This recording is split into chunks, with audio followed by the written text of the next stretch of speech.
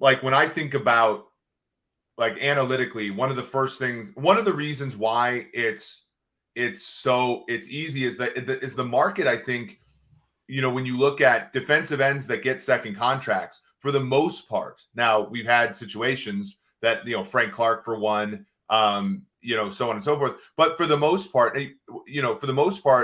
like we do a pretty good job of ordering defensive ends when we look at second contracts. And a lot of times, it's because to be a good defensive end, to be a good pass rusher, you need to have two things. You need to have like otherworldly athleticism, right? So you need to be big and fast and strong. And you also need to be productive, right? And frankly, like I think this is where analytics has done a pretty good job, because we're now better at measuring production for defensive ends, right? We're it's not just sacks. Like I grew up watching the Minnesota Vikings, and you'd have Chris Dolman former Falcon would have 21 and a half sacks one year and 7.5 the next. And you're just like, well, is that just noise? Like we've all seen guys miss sacks and stuff, but we're actually pretty good at that. But at the same time, from college to pro, it's really hard to divorce, some production, which could be faux production. You're facing easy tackles, you're facing offenses that are conducive to getting good pass rushers on.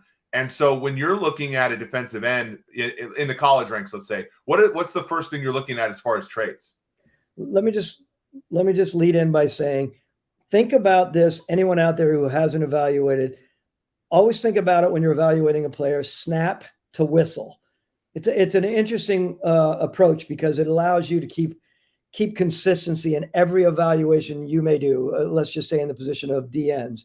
So when you look at the DN on one side of the screen at University of Alabama, and then you look at the other guy because they have two studs, and you're truly looking at it from snap to whistle. The very first thing is explosiveness from off the ball, right? Mm-hmm. The snap off the ball explosiveness is the first thing. Let's talk about that a little bit. Well, yeah, and when you look at explosiveness, it's obviously a thing where you're looking at like how fast they come off the ball contextually, though, right? Because the big thing this year when Trayvon Walker was being drafted number 1 overall by the Jacksonville Jaguars was they didn't ask him to do a lot of, like they didn't ask him to pin his ears back a lot, right? He was kind of a contain rusher. He was kind of this, that, and the other thing. Like, do you, because analytically what I'm going to do is I'm going to go in and look at what are called true pass sets. And you can look back at Pro Football Focus. I wrote an article about this, before, basically taking out screens, taking out, play action plays, taking out plays where a guy's double team. When you're a scout, do you do that contextualize? Like, do you watch the plays where he's not sort of supposed to be a pass rusher, or do you watch all the plays and kind of see? Because there are some plays I can imagine where I'm going to miss as an analytics guy because there's play action, for example, and he's got to hold the point of attack with a tight end, right? And then he's got to be explosive 2 seconds into the down, right? And that's something that as a scout, you can see and analytically, unless I'm hard coding that into my systems, I'm not really seeing. To your point, there's no question you look on the backside of the play or when they're not necessarily involved in the point of attack moment. Of course, that's really, really important. But that explosiveness, as you just mentioned, can come when they're at the point of attack, when they're getting up the left tackle to the quarterback, or on the backside. Just mentioned, they're playing off the blocks. They may even drop and get to a situation where they have to show explosiveness in a different way, coming out of a break, coming up to support a certain way. So let me just say I say explosiveness. I'm a big believer in athleticism, pure, natural, explosive reactionary athleticism as a defender.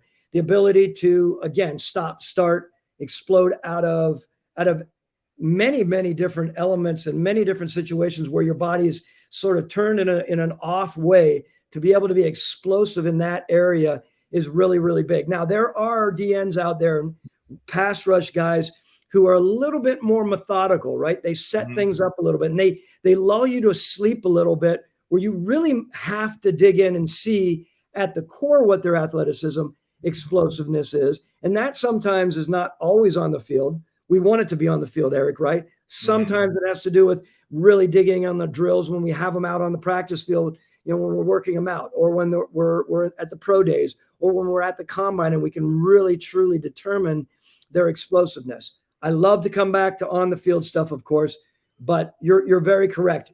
Anytime they're on the field, I think you can see explosiveness at different levels.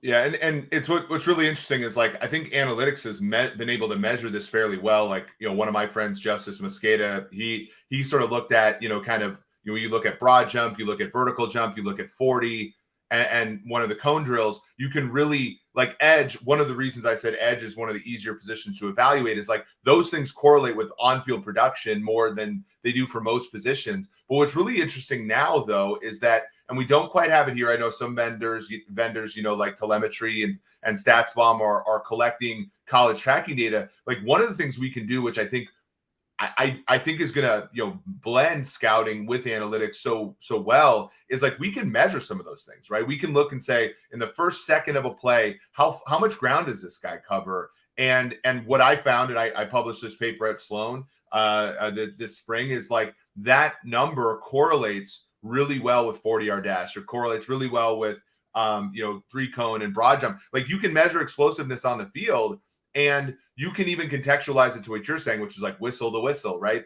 And what I even like more is, expound for me for a second, when you look at a guy, like Vic Beasley, like, he played in the ACC, right? He's playing against great players. You don't really have to calibrate that. But if you're taking a pass rusher, like, I think of, like, Hugh Douglas played for Southern, right? Like, and how when a guy plays for an FCS school, how do you calibrate?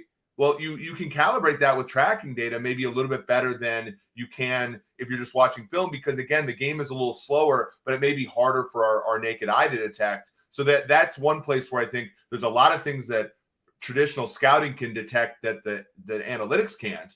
And maybe that's one thing where the analytics can detect it, and maybe traditional scouting will have a harder time when it's something like, what kind of competition is the guy playing? Is the left tackle able to get to 2 yards deep on his kick step so that this guy has a real rep against him or not? I think those are things that analytics can measure maybe a little bit better than traditional scouting, even though there are other things, namely when the play breaks down, that traditional scouting can discern.